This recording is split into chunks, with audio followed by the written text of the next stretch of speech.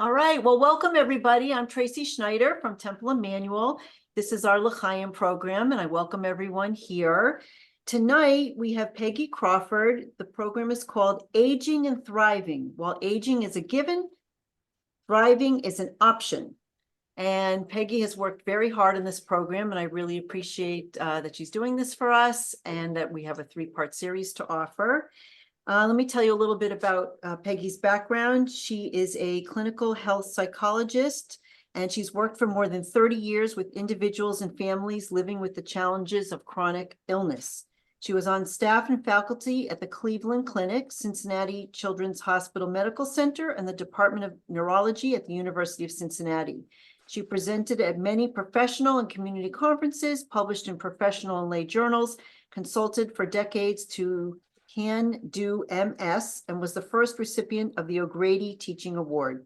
In recent years, she has volunteered with the Alzheimer's Association, the Perkins School for the Blind, and co-taught a memory program at a local senior center. Earlier this year, she started the Kinship for the Kinless group, and I think we have some members of the program here tonight, at the Belmont Library as a way to connect with others who, like herself, are for the most part aging on their own. So Peggy will continue to share her story tonight. Be ready for an open and candid discussion with her.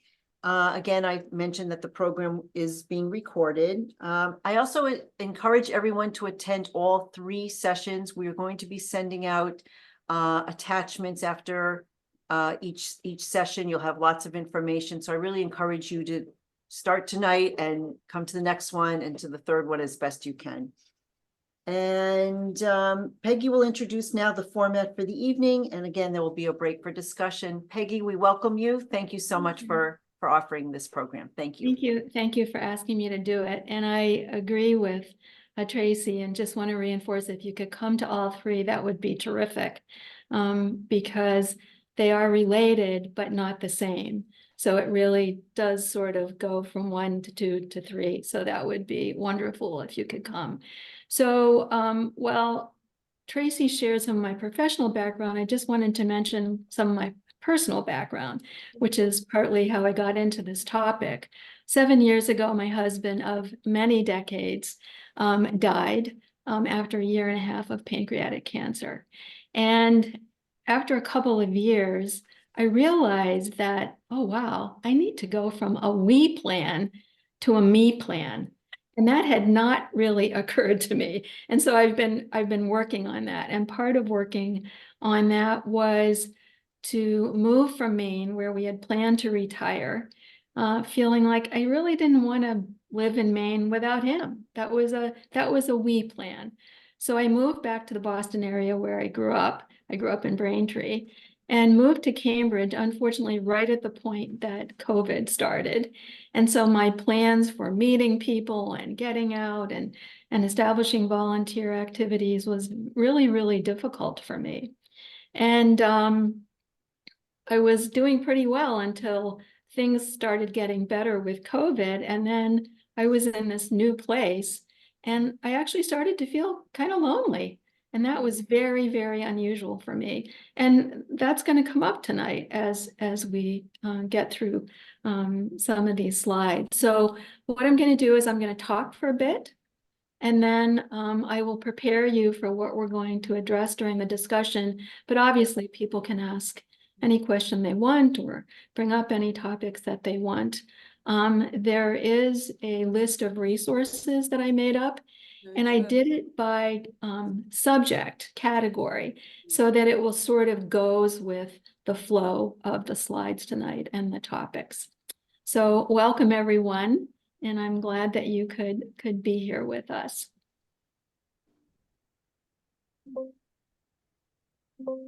Okay. All right, so we'll do it this way. So during this program, as we've talked about, there are 3 sessions. Tonight is changes associated with aging.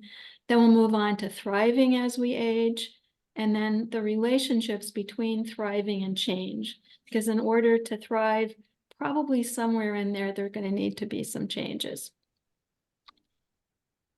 So this evening's focus, changes associated with aging. We're going to talk a bit about gains and losses, as we age, components of healthy aging, and navigating on our aging on our own. So solo agers, which there are probably some others.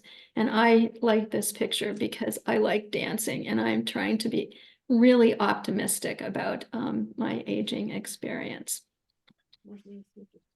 So in preparation for the discussion break, what words or phrases, this is something for you to be thinking about, what words or phrases come to mind when you think of aging?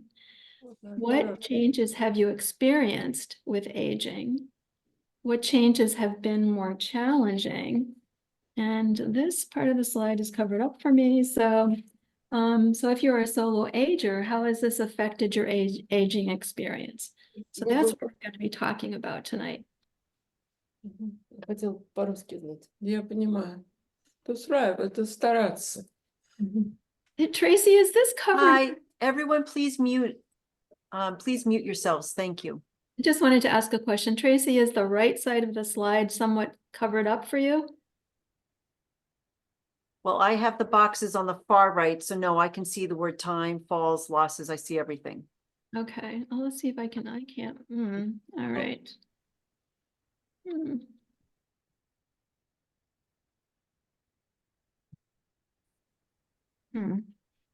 I'm sort of having trouble here.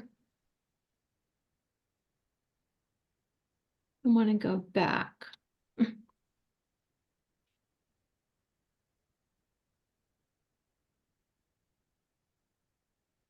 Okay. So there are some things that seem to increase as we age. And I made up this list. This didn't come from any book or any article. These are just things that I kind of kept noting them down on a piece of paper and came up with a fair number of things. So the number of medications and prescriptions, I've had to get a bigger pill box, I noticed. That didn't feel so good. Sometimes weight changes, body shape changes, experiences of ageism. I never really experienced much of this until my hair turned white. And then people started offering to help me. And I thought, I'm really pretty sure-footed. I was at that point. And it was really striking to me that people treat us in these very stereotypical ways because of our age. There are more medical appointments. I swear there's so much body maintenance. It's like a full-time job. Between that and the car maintenance, it keeps you busy.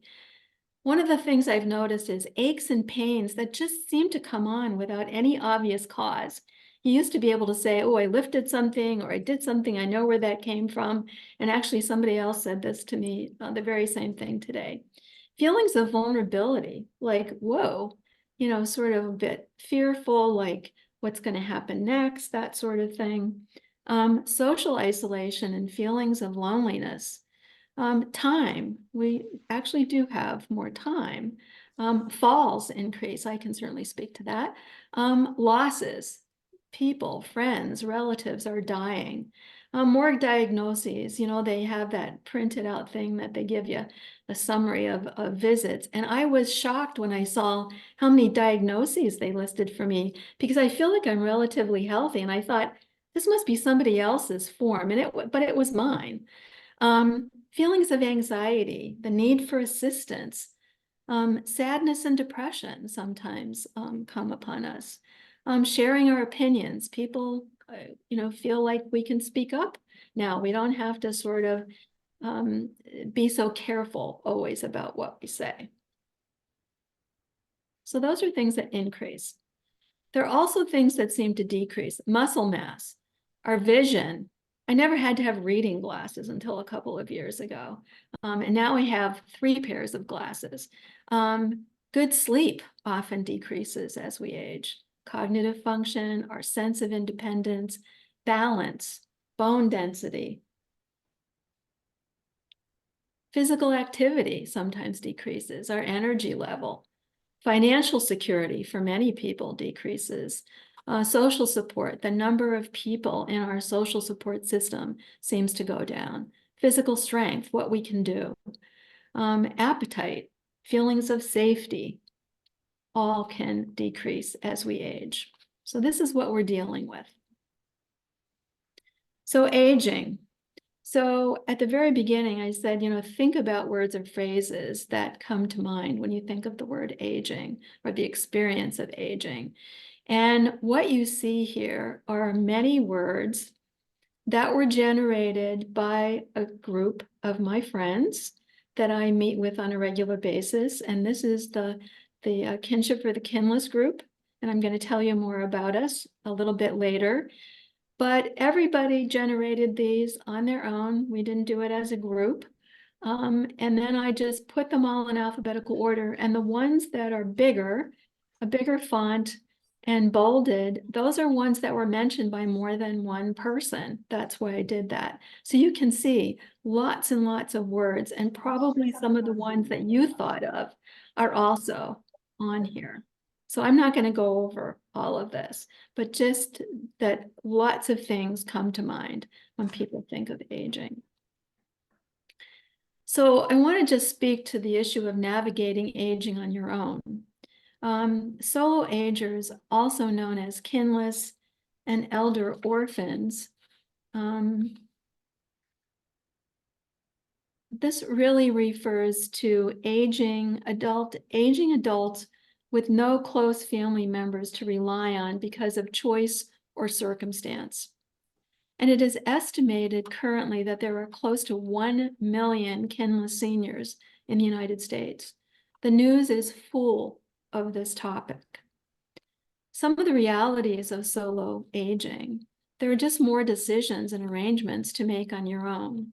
The need to identify and ask people to be your healthcare proxy and your financial power of attorney. And these are not easy decisions. And then once you decide on somebody that you trust, you think knows you, then you have to talk to this person about it. And it may not be a family member. Safety is likely to become a bigger concern, and a very practical issue. Certainly falls are part of that, but just feeling that safety is more of an issue for you. Who would you call in the middle of the night if you didn't feel well or you felt scared? This is a big issue. Is there someone with whom you are in contact every day? When this came up at our kinship group, I thought, someone said, we were going around the table and I said, well, I don't have someone that I literally have contact with every day. And somebody said to me, you do now. And so for the last 5 months, I think it has been, I have texted her every evening at 7 o'clock. And so, that really we've gotten to know each other better. And there was some comfort in knowing that I had somebody to contact every day, somebody to know that you're literally alive. Okay, so I want to take a discussion break here and just talk a little bit about those words or phrases that came to mind when you thought of aging. What changes have you experienced with aging? What changes have perhaps been more challenging than others? And if you are a solo ager like I am, how has this affected your aging experience? So I'm going to stop sharing the slides here. And I would like to, let's see. I would like to view, if I can. You can put everybody in gallery, Peggy, then you can see everybody. Yeah. Okay. All right. So there are probably more people, I know there are, than I can possibly see on this one screen. So I'm just curious, and some familiar faces. This is lovely. It's so good to see people that I know. So what words came to mind for people? When you think of aging, what pops into your mind? Anybody? Feel free to unmute yourself. I heard someone say something. Bambi. Being somewhat discarded by society and even medical professionals. I went with a more senior person than I am, and I qualify as being senior myself, but a more senior person. And he was a fellow friend of mine, and he was talking to the doctor about such and such, and he's concerned about. And the doctor said back to him, "And how old are you?" And the guy responded he was 83, and the doctor said, "So?" And well, I don't know what the "so" meant, but it to me and to my friend connoted, "So, someday you're going to die, so what's the big deal?" And that seemed very disheartening, since someday I'll be 83, I expect, all goes well. That's a good point. I mean, that, how people interact with us in various symptoms, but particularly in the healthcare system, which when we get older, we're interacting with more and more and more, it seems. Thanks for bringing up that example. That's a good one. Bambi had her hand up. Bambi? Yeah, just forgetting words, forgetting and confusion. If this makes anybody feel better, because you do it too. I have never missed an appointment, but I have been on the verge of missing one because I've written the wrong date in my calendar. Like it's there in black and white. But I put down the wrong time, but I always catch it if I make a mistake. So far I'm blessed, but that's one of the major things. But it sounds like as you're describing that in the past, you wouldn't have had to catch yourself because it wouldn't have happened. Is that correct? Correct. Yeah. Okay. So it feels like a change. Yeah. Part of the cognitive change, which is Yeah. the most remarkable part. And having to work harder and almost that there are more steps to everything you do now. Mm-hmm. So something that would have been 1 or 2 steps is now 3 or 4 steps. And having to really pay attention. Gail has her hand up. Gail? Thank you. Yes, feeling unprepared, wishing I had asked my parents more about their aging process, aunts and uncles. They are gone in my realm, but I just hadn't been ready for the changes that you've listed that I have been feeling for a while now. Mm-hmm. Yeah, that family history, which also turns out to be useful medically for all of us to know, too. How about the issue of what other changes have you experienced with aging? So a bit beyond Bella? Bella, you're on mute. Unmute. You have to unmute.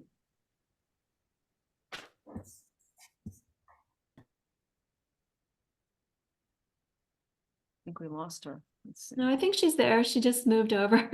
Oh, Can you unmute yourself, Bella? you have to unmute, Bella. Let me see if I can. Down on the left. Okay, here, I've Okay. got it. All right, Okay, good. so what I've noticed, I guess for the last 2 or so years, is that things take me longer to do. If I go food shopping, I could do it quickly. Now it seems to take twice as long. Whatever I do seems to take longer than I feel it should. Okay. And I feel like I don't get as much accomplished in a day as I feel I should. Would you say, here's an example I used to give to people. Does it feel like you've gone from driving an automatic to a shift car, a standard shift car? I wouldn't even have 10 a shift, so I don't know. I've only No, I meant, sorry, that was probably too specific. I can't visualize that, so it So I just seems guess what I was thinking is when you drive an automatic transmission, you don't have to switch gears or there's less steps. But when you drive standard shift, you have to do more with the clutch, and I could never actually learn it, but. Yeah, no, I just feel that things take me longer than it should. Okay. Like, I feel if I'm going grocery shopping, it shouldn't take more than 20 minutes, and it seems to take an hour. And I don't really know why. Maybe I don't walk around the aisles as quickly, or maybe I gaze at some things more. It just Okay. seems that it takes me longer than I feel I should. So that's one thing. And the other thing, I don't know if anybody else, and please don't laugh about this, But when I look at my skin, it just seems like it's wrinkled and it bothers me. I know it's, Wow. I can't do a whole lot about it at this stage of my life because I wasn't doing exercise every day. But I must say, it does bother me when I look at it and I say, well, I don't like it. I just don't like how I look. Well, my guess is that you have a lot of company about wrinkle concern. Lots of company. Yeah, I don't do anything about it, but it does bother me. it's okay. It's okay that it bothers you. I think most of us would rather not have them. And it is sort of striking. I noticed that in certain lighting, they really come out. I laugh about it, but I wish it didn't look the way it does. Judy has her hand up, Peggy. Okay. Okay, yeah, thank you. There's a lot on that first list that you put out about things increasing. You know, I don't think there was any I could say no to, but one of those that has been very difficult is that I have lost at least six friends Hmm. in less than a year. Wow. And you know, it's gotten to the point where if I don't hear from someone that, you know, I'll call up and I'm almost afraid to call, you know, for fear this line has been disconnected. And I did get hold of a friend and she was so grateful that I had called. I You bet. know, she had moved to an assisted living and was all wrapped up with that and hadn't gotten around to it. But, you know, other times I've called people and it's like the phone is disconnected, or I get a relative who says, oh, so-and-so passed away, or who are coming down and being diagnosed with things like Parkinson's or other Yes. things. And the other thing that really bothers me, and I would be surprised if other people haven't experienced it, medical care, the medical system is not what it was Mhm. in most of my life.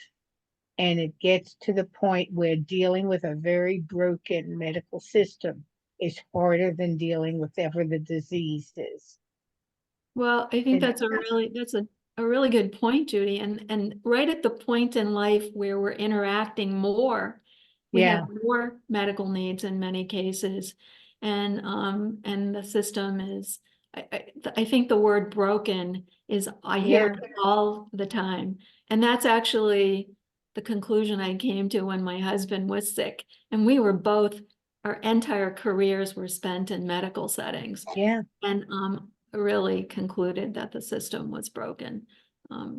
Yeah, I had run into two of my doctors who had retired, one fairly recently and the other one about 5 or 6 years ago. And it felt so good to see them. And, you know, and I said, if you ever unretire, I will be your first patient, because no doctors, no caregiving today comes close to what I got when they were practicing.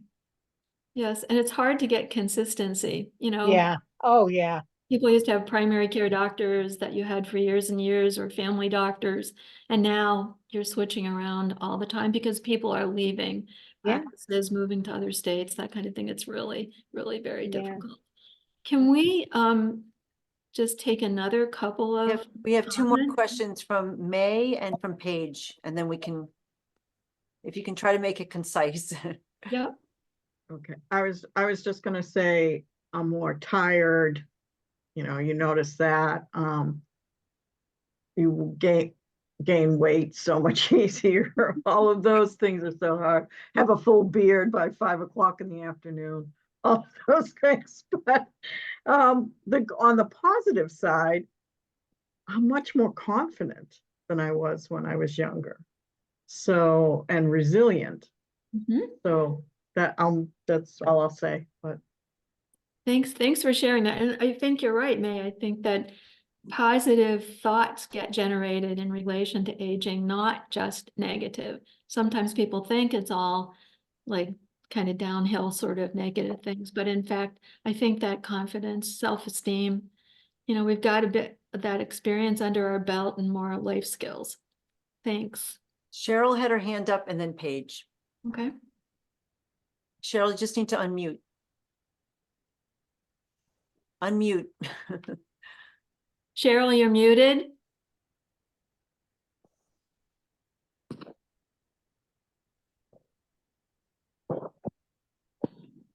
we go to Paige and then they. oh, Okay, Sure. all right. I only see myself. I don't see any other people, but that's neither here nor there.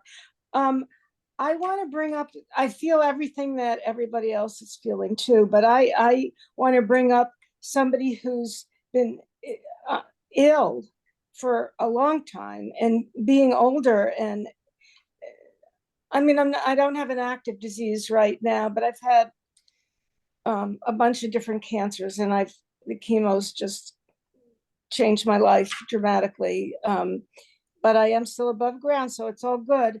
It's an extra burden, especially when you're alone.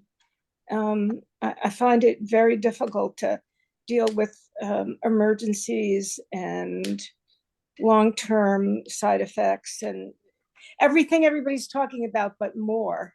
Mhm. And that's all I wanted to say. So I don't know if there are other people that have medical issues as well as aging issues.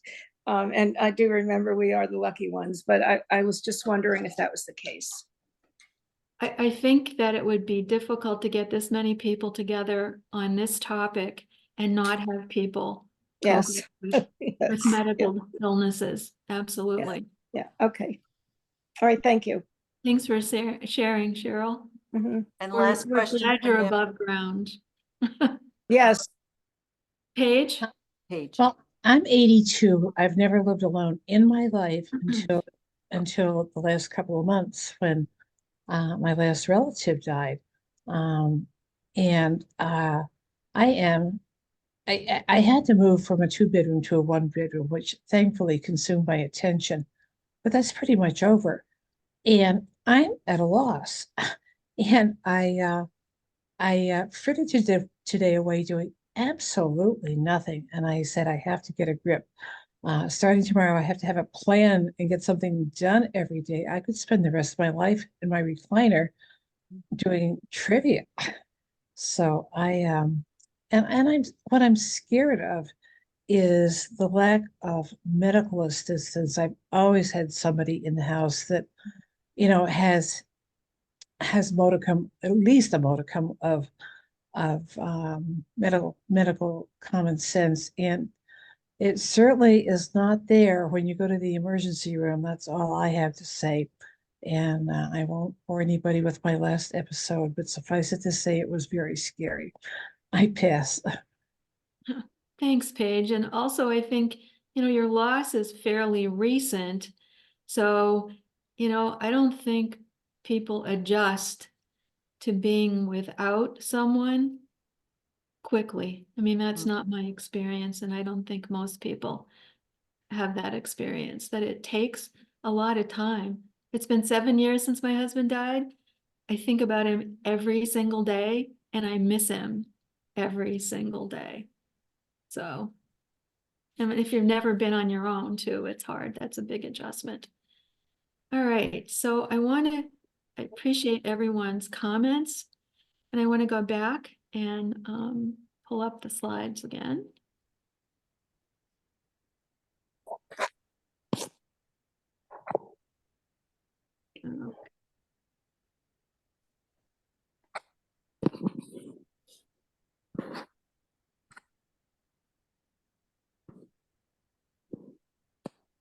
All right, now we're going to talk a bit about components of healthy aging, specifically 3 components: physical health, brain and cognitive health. People have mentioned both. Emotional, behavioral, and social health. I've clustered those together. Some people might think of that as mental health. I like to be specific about these components within mental health.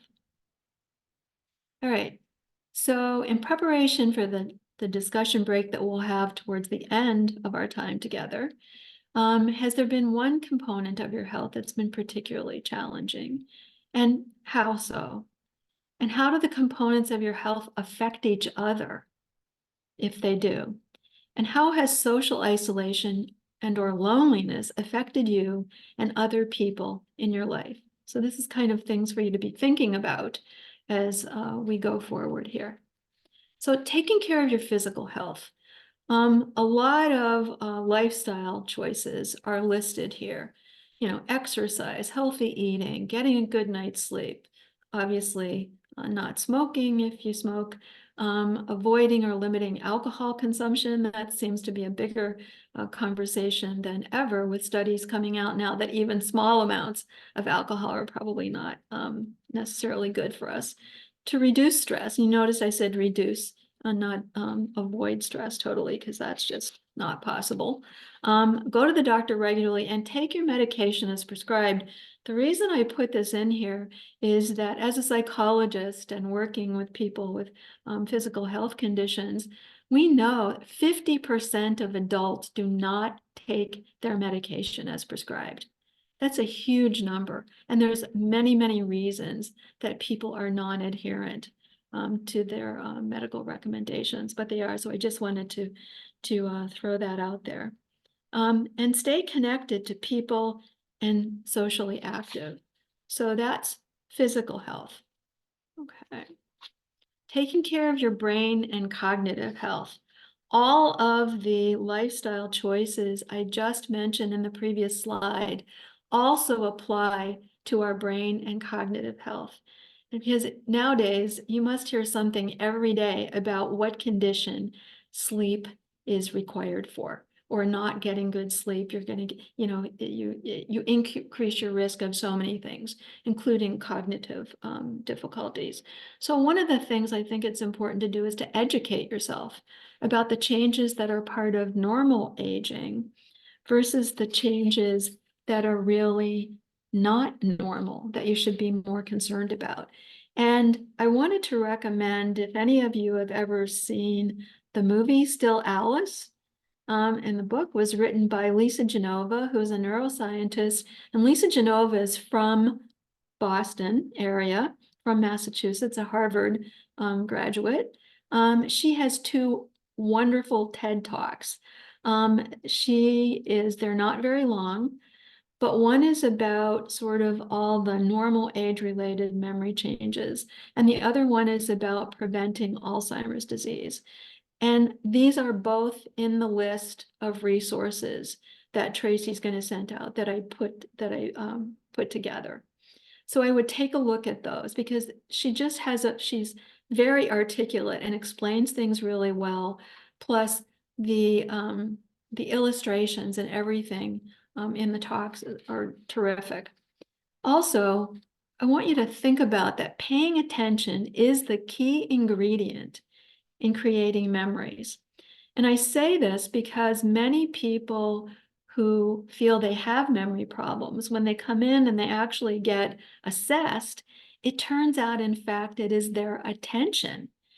So you can't really make a memory, store a memory, if you haven't paid attention to something. So that's just something to keep in mind.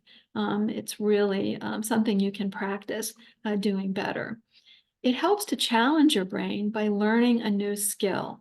So just redoing the same thing over and over, it's actually one of the concerns that people have about things like crossword puzzles. It's really not a new skill, it's old information. It's still good to do it, but learning a new skill like taking up photography or taking up knitting or cooking or learning a language or just interacting with a new group, all of those things are really helpful to your brain. And I put in here something about cognitive reserve, just to sort of remind people that my guess is most people on this program tonight have a fair amount of cognitive reserve. It is really your brain's ability to improvise and find alternatives. And it's developed by a lifetime of education and curiosity, and you maintain that. Also, if it helps, utilize compensatory strategies. I am old-fashioned in many ways. People who know me can tell you, but I still use a written appointment book, and everything is in one place. I'm not a great fan of Post-its all over the house because they fall off, but keeping everything in one place, making lists, that sort of thing, practicing all kinds of memory techniques that are out there, like visualizations and putting words and faces together and that sort of thing. But if they help, utilize them. So taking care of your emotional, behavioral, and social health. I said before that the goal is to manage stress. So you were aiming for reduction, not elimination. It is impossible to eliminate stress in life. So if you try to do that, that becomes a form of stress. So you don't need more stress. And to some extent, sort of reducing stress has to do with whether you respond to it or you react to it. A reaction is sort of a knee-jerk kind of thing that you do, where you react in the same way over and over. A response is something you sort of almost plan ahead. So think of situations that are recurrently stressful for you and think what you might do the next time that happens. So pick something that happens very regular. That's a response. It's a planned way of dealing with the stress when it occurs. Depression, anxiety, irritability, overall mood are really important to pay attention to. And I included irritability here. A lot of times people don't include that, but irritability is sometimes one of the first symptoms that occurs when people are getting down and sad and depressed. And people don't put that together, but that can really be what's going on. And I think we've talked about, and these words certainly came up when we said, so what do you think of when you think of aging? It's good to self-monitor your mood, but also identify someone you trust. If you have any concerns about your mood, and somebody that sees you on a regular basis and knows you pretty well, and ask them, express your concern to them and say, so what do you think? What has my mood been? Have you noticed anything different about my mood recently?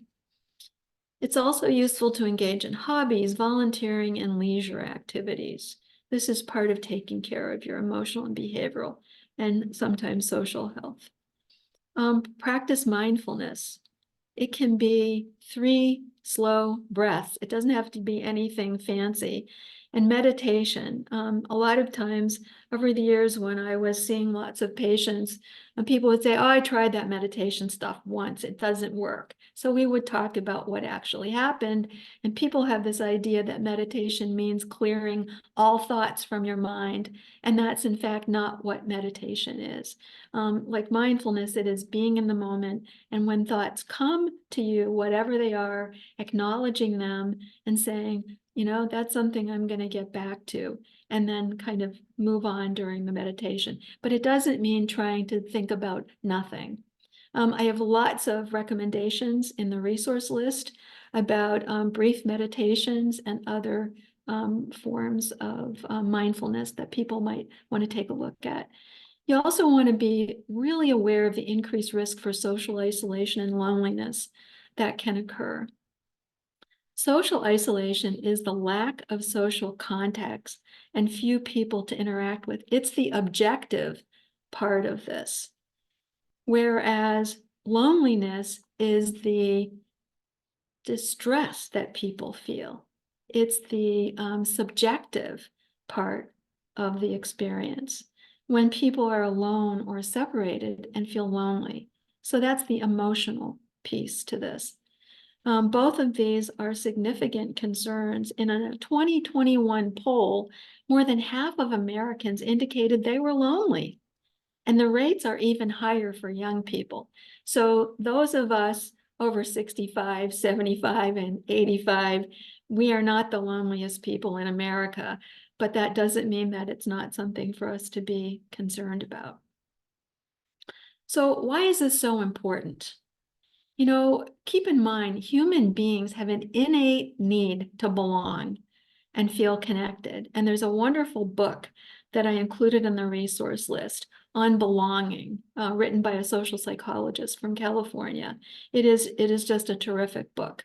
So connection's really important. Being socially isolated or feeling lonely is literally bad for our health, for all components of our health.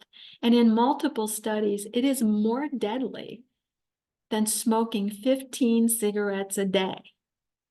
So this is pretty deadly. So people who are socially isolated and unhappy about not having a lot of people in their lives, feeling lonely, die sooner. So it affects longevity.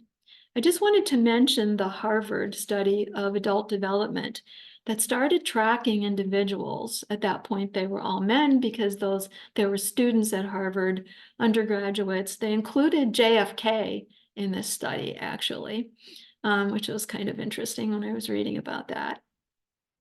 So they started with 268 Harvard undergrads, and they added 456 young men from the inner city who were in elementary and middle school, and they didn't add women until the 1970s. But back when they first started, only men were admitted to Harvard at that point. And what they found, they are still actually conducting this study, and they are now on the third and fourth generations of the original subjects. And what they found was that having close relationships is the best predictor of longevity and happiness. And I've included a number of resources related to this study, including a really terrific 1923 TED Talk with the director of the study.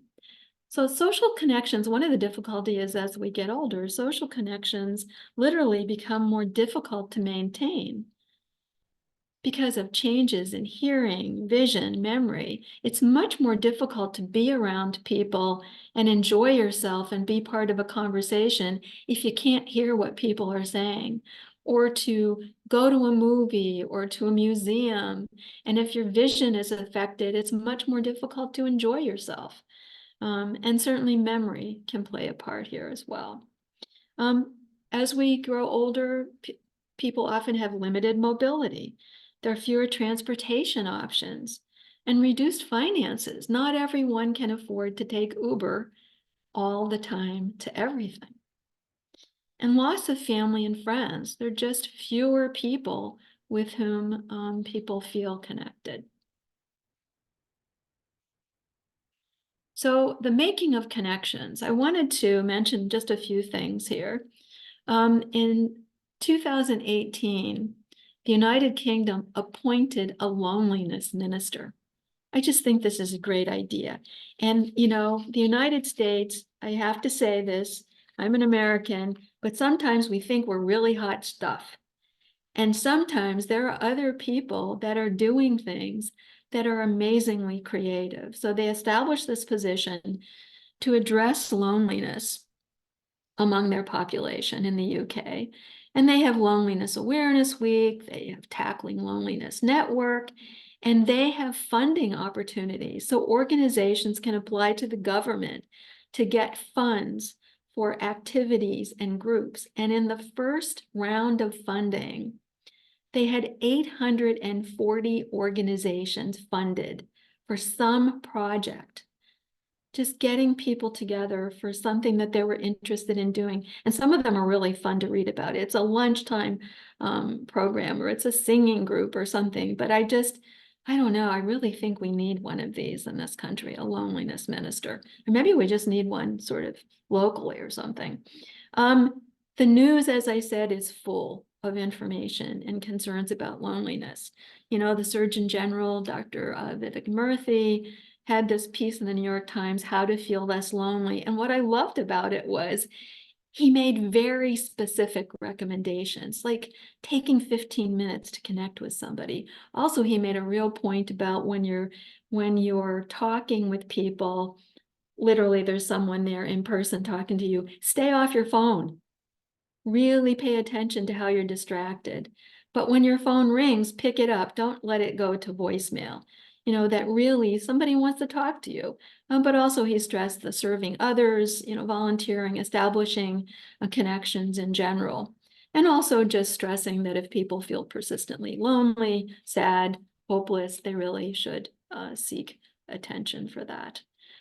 Nicholas Kristof, who's one of my favorite people who writes for the New York Times, wrote this piece titled We know the cure for loneliness, so why do we suffer?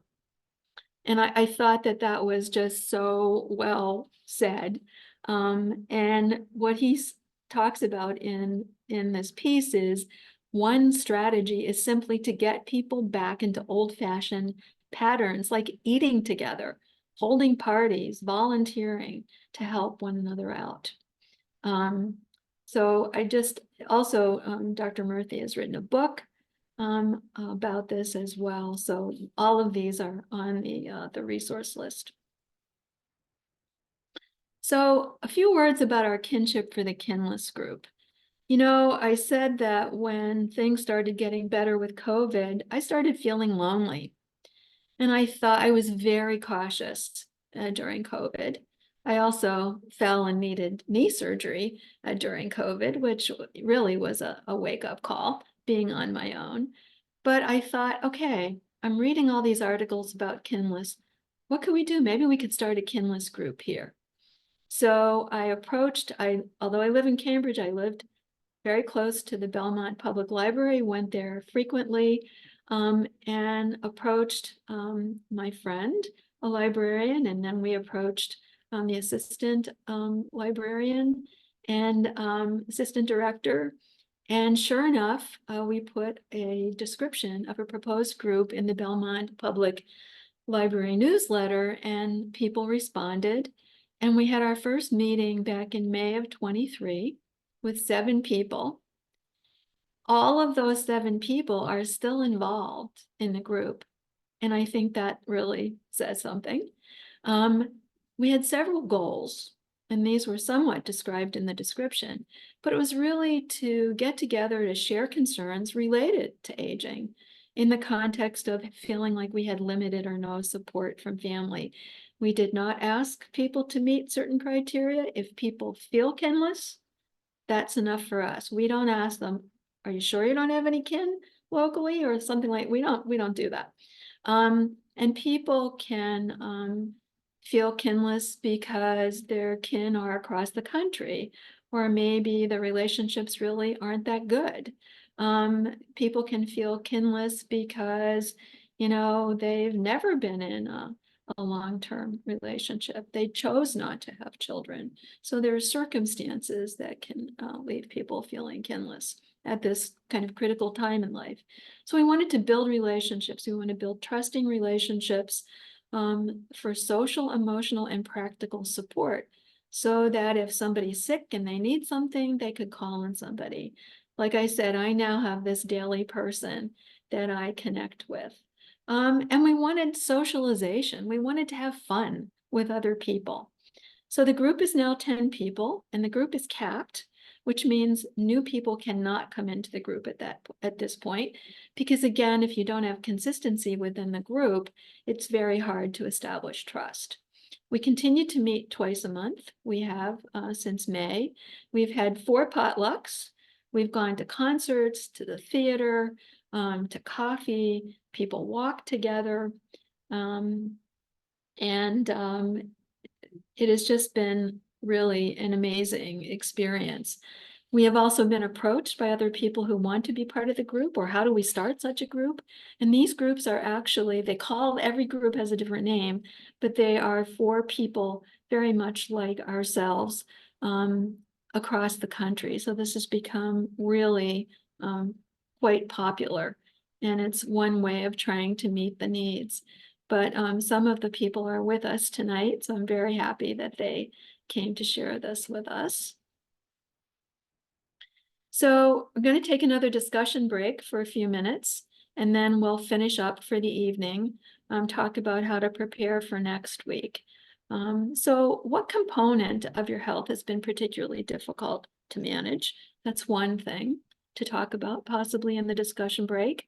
How do the components of your health affect each other? Remember, we had that physical component and cognitive brain component and the social, emotional, behavioral component.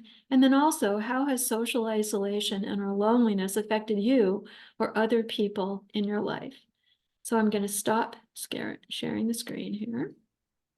Okay, so now we can see each other again. Although there's so many of you, we have to go to 2 screens. That's good. So what about those questions I just asked? What health component has been difficult to manage, do you think? Or how do they affect each other? I mean, you can see something like mood could affect your desire to exercise or eat the way people tell us we should, that Mediterranean diet that everybody's recommending. Or it might make it hard to get out there and make social connections if we're down in the dumps. Or we're not sleeping well, so we don't have energy to do that. All of these things kind of come on top of each other. I see Ruth's hand up. What's on your mind there, Ruth? So, in terms of health, with chronic illnesses, you have the ups and downs. It's not consistent.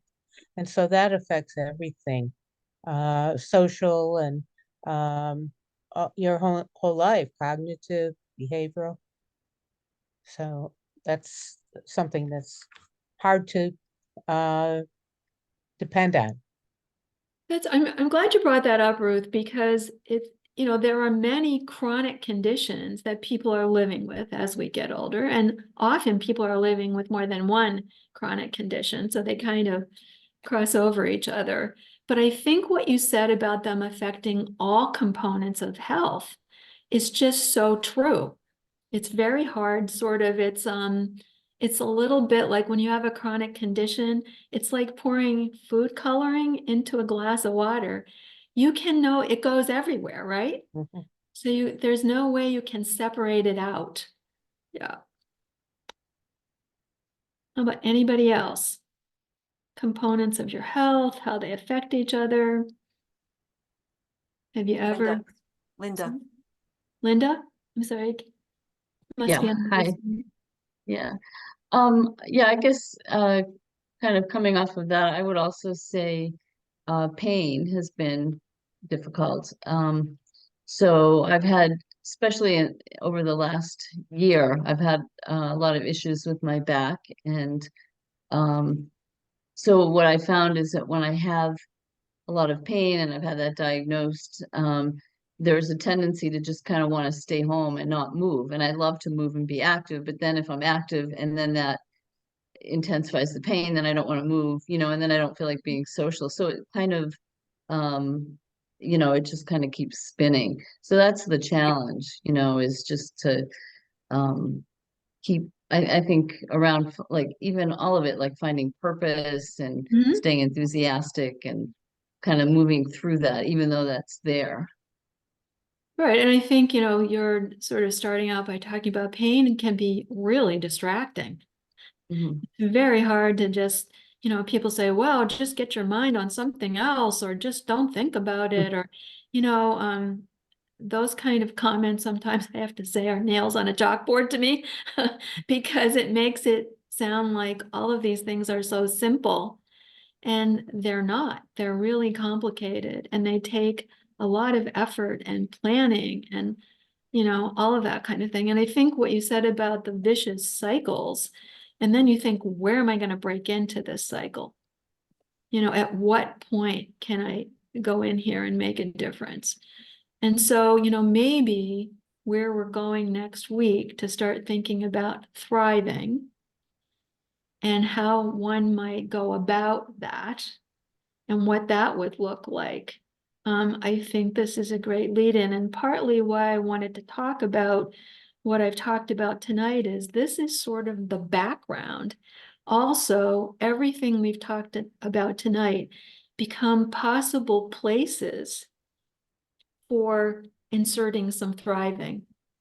Any single one of these things, anything about your physical health, your emotional health, your cognitive health, sort of help us identify, or the whole issue of social isolation and loneliness, any one of these. And I also want people to think about that no change you make is too small. There is no such thing as a too small change. Please keep that in mind. So for next week, I want you to think about, I like asking questions. I'm asking myself questions all the time. So we're going to pose some more questions here. And I know that Tracy sent out questions to you in preparation for tonight. So here are some new ones. So how would you describe people who continue to grow, move forward, and thrive while aging?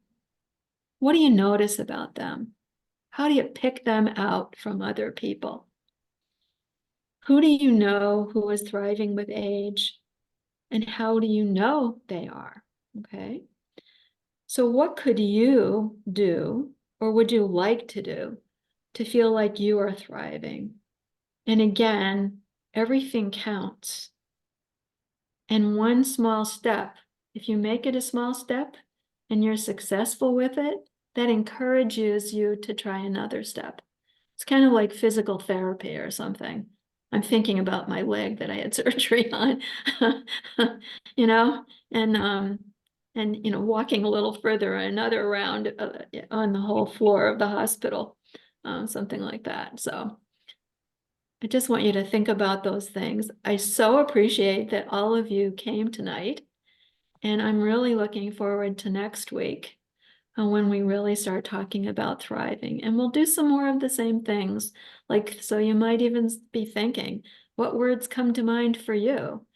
And I want to thank the Kinless, the Kinship for Kinless group, for all their efforts at helping me with coming up with those words. And next week, I'm going to include a quote from one of them about the relationship between aging and thriving.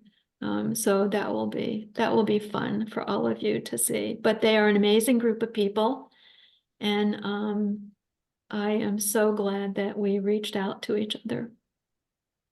How do you start a Kinless group? Wow, that's a big. Well, it's something that Peggy and I have talked about.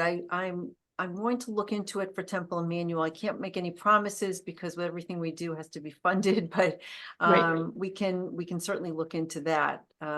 Certainly you can start it somewhere else at a library, or just getting together with other people as well. Correct, Peggy? Yeah, it's interesting because recently through and I was going to mention her next week, but through Aileen Gerhardt, who many of you know because she's done programs on solo agers and done programs through Temple Emmanuel.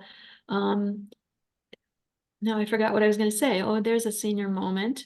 Oh, I know. She put me in touch with someone who is for 10 years been setting up similar groups. She doesn't call them Kinship for the Kinless. She calls them something else. But she's been doing this for 10 years, started through her temple. And she wanted to talk to me because she was thinking about, because when Aileen told her that we started through the library, this person in New York City, she and I had a Zoom to talk about sort of what approach she might take with the New York Public Library to set up some other groups addressing these same kind of issues. So yeah, I think we can keep having conversations about that. I think it takes interest. It takes somebody to be sort of the point person to kind of get it started, because we keep each other well informed, sending out almost like minutes after each meeting and resources. And we have gobs of resources that everyone has contributed to the group. So it certainly is possible. It doesn't take a lot of money. What it takes is effort and willingness to share with each other and share the responsibility, I think, and show up. A lot about life is showing up, I've decided. And making connections with new people. When Aileen spoke for us a couple of years ago during COVID, I think the theme that came about is if people are living by themselves or don't have that, like you said, that social connection, we were even trying to suggest that people on the call try to connect with people that way, just to have that person, like you said, if at 5 o'clock in the morning, you need that friend to call or help you to get to the doctor or whatever the story is, because everybody they just need that one person to be in their life. So we'll continue this discussion, Peggy, next week. And if you're on my list, if you've been getting bombarded by the reminders, then you're all set. Tonight, I'm going to send out the questions that Peggy just went over, those questions and resources. So I will send that to everyone. If you haven't received something from me in the next, let's say, half an hour, then you're not on my list.